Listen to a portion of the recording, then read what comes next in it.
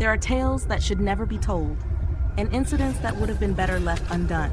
In places far from the light, in the heart of the night, when the wolf returns to the edges of the forest, our destinies intersect with a dark world of secrets and the dead. There is no place to hide, no way to escape. Our footsteps leave their trace, red dust rising into the air, and shadows surround us from every side. We discover that reality can be far more terrifying than we ever expected, and that courage is not only facing death, but facing what we never knew even existed. What you are about to hear is the testimony of someone who was never meant to survive and never expected to see what he saw. Turn off the lights and listen. Madness. If any of you knows a remedy that can help me forget painful memories, let him help me with it. Every night insomnia overtakes me, and I begin to replay the bloody tape of the events of that harsh night, the night of the living dead, and the pen falls from my hand. And now take this scene. I scream, like someone writhing in hell, and in 3 strides I leap to where the sorceress stands. Before anyone realizes I am there, I deliver a powerful punch to her hard square jaw and snatch the doll from her hand. Then I fire a shot into the air. The sorcerers and their followers retreat in shock. In my reckless movements, I step on dozens of candles, knocking them over and shattering them, and my glasses fall from my nose. Yet I manage to escape, and I do not forget to fire one last warning shot before I run back to the car, standing in the darkness among the trees, its engine calling out to me. In 2 leaps, I jump into the front seat beside Harry, who speeds onto the asphalt road leading back to the city. After a few minutes of tense silence, he said to me, "And now, would you explain what that was?" I did not say a word. I only handed him the cloth doll. He gave it a quick glance, then returned his eyes to the dark road and said, "And what about it? Just an ugly local doll that could scare children. And I don't think Jimmy would like it." "Don't you understand, you fool?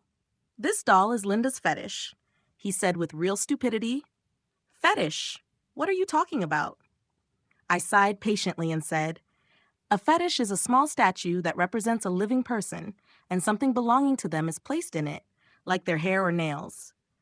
Primitive people believe that whatever happens to this doll happens to the person it represents, on a scale proportional to the difference in size.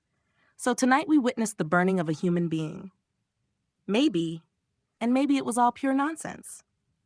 He put his hand on the steering wheel while handing the doll back to me. "So they wanted to take revenge on me through Linda." "That is clear, but I was able to stop them temporarily." "But don't you think you are exaggerating? All this noise and gunfire for a superstition? You are a doctor, and I am a computer expert, my boy." I lit the first cigarette I had smoked in 3 hours and said, coughing, "I don't know whether it is superstition or not, but I will not leave anything to chance. And all heavenly religions have confirmed the existence of black magic. That is why I do not like, and neither do you, to return to the hotel and find Linda burned to ashes." I still don't believe it. "Listen to me. The existence of magic is beyond doubt. The only question is whether these people are sorcerers or imposters, and you will not know that unless they succeed in harming us," he said as he stared at the road, lost in thought. "In any case, we have disturbed them enough, and you will not escape that." "That is true. I think that all the followers of Voodoo and all the zombies on this island are now looking for us. We have truly earned death. What we must do is one thing: return to the hotel, take your wife and child, and catch the first plane to the United States. Spending the night here has become extremely dangerous." "Perhaps you are right, my boy."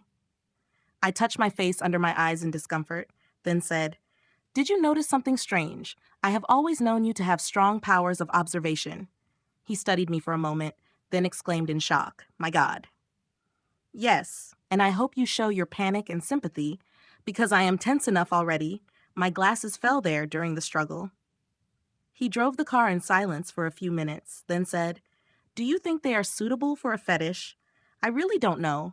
Will they make a doll that represents me and put these glasses on it? I don't know.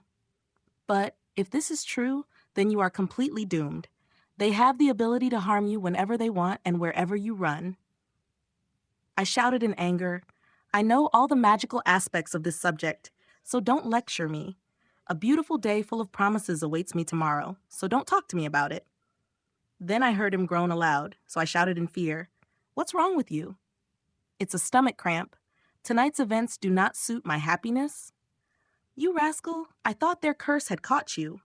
In any case, they did not waste time, and I saw him pointing to the road ahead, where the car headlights fell, and in the light I spotted a group of locals standing across the road, lighting a fire on the asphalt that made Harry's face glow as he sat in his seat, his hands frozen on the steering wheel.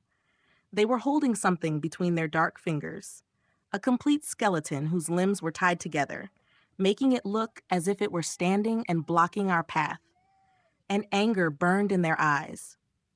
I shouted in panic, "Harry, don't stop. They are waiting for us," he said, clenching his teeth. "I cannot simply run them over with the car. These fanatics will not back down even if I charge at them." Then he shouted fiercely, "But there is a solution, my boy." At full speed, he slammed the brakes, and the wheels screamed. Our heads slammed against the dashboard, and with unbelievable skill, he turned the steering wheel to the very end and yanked the gear lever as if he wanted to tear it off. But Harry avoided them one by one, and the car veered off the main road, slipping between the trees, the headlights reflecting on the ancient trees that seemed to race toward us as if competing to see which would smash us first. The Ford is truly a wonderful car. After a few minutes, we regained our balance and our movement became more stable. "You arrogant American. If this were a German car, you would say you are the skilled driver." Perhaps, but we survived in any case, and that is what matters, regardless of the nationality of the car or its driver. What you have just heard is not the end. It is only part of the picture, a small fragment of a longer chain, where every answer creates a new question. Some secrets are never buried, and some nightmares do not end when you wake up. There are still details yet to be revealed, faces that have not appeared, and truths which, if you were to know them in full, you would wish you had never known. Until we meet again, remember, not everyone who survived has truly survived.